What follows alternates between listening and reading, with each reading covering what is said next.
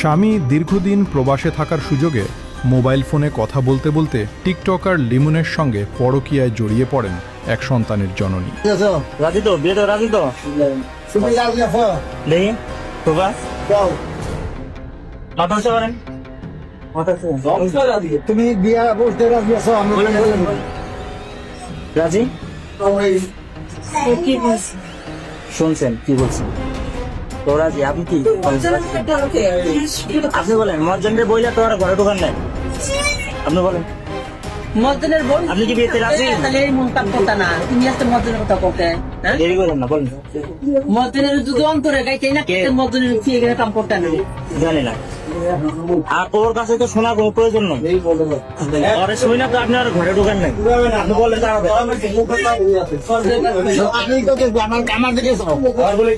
আমরা 10-এ তোমার ওর কাছে বিয়া দিয়ে দিন।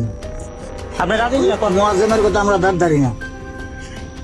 তাড়াতাড়ি তাড়াতাড়ি বলেন। রাজি মুখ দিয়ে স্বীকার বলেন, স্বীকারোক্তি দেন। রাজি বলেন শুনি নেন।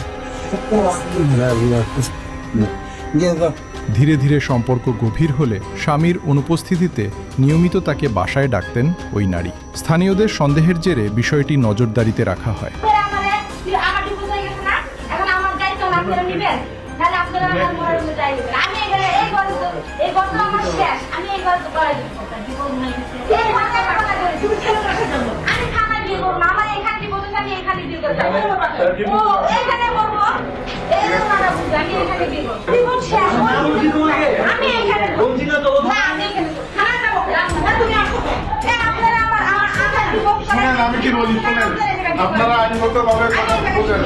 অবশেষে রাত প্রায় 10টার দিকে পরকীয়া প্রেমিককে ঘরে ডাকার পর এলাকাবাসী আগে থেকেই ওত পেতে থাকেন।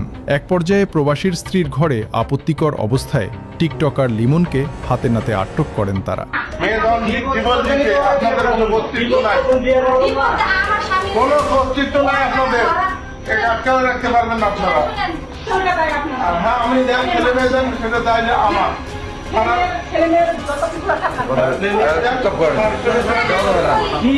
ঘটনাস্থলেই উত্তেজনা ছড়িয়ে পড়ে। স্থানীয়দের সামনে ওই নারী লিমনকে বিয়ের জন্য চাপ দিতে থাকেন। তবে অভিযুক্ত প্রেমিক প্রথমে বিয়ে করতে অস্বীকৃতি জানান। এতে পরিস্থিতি আরো জটিল হয়ে ওঠে।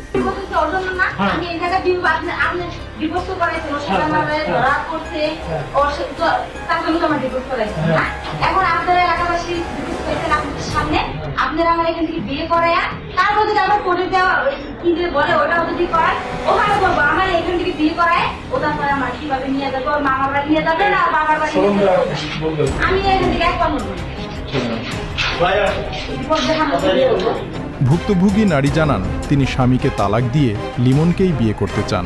প্রেমিককে বিয়ে না করলে হুমকিও দেন তিনি। ঘটনাকে কেন্দ্র করে এলাকা জুড়ে চাঞ্চল্যের সৃষ্টি হয়।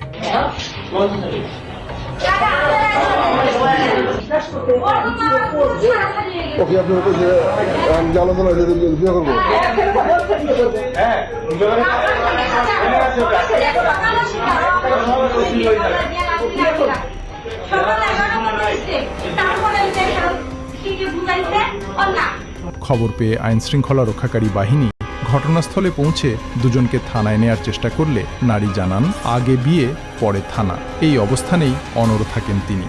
স্থানীয়দের উপস্থিতিতে সমাধানের চেষ্টা চলতে থাকে।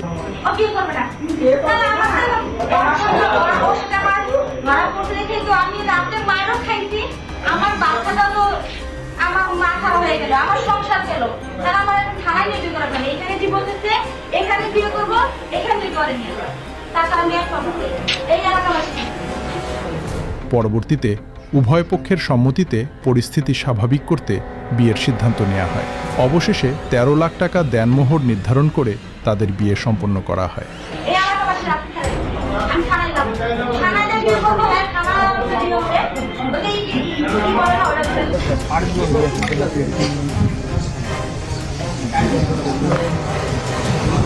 চাঞ্চল্যকর এই ঘটনাটি ঘটেছে দেবীগঞ্জ উপজেলার দিবিদোবা ইউনিয়নের সোনাপাতা গ্রামে।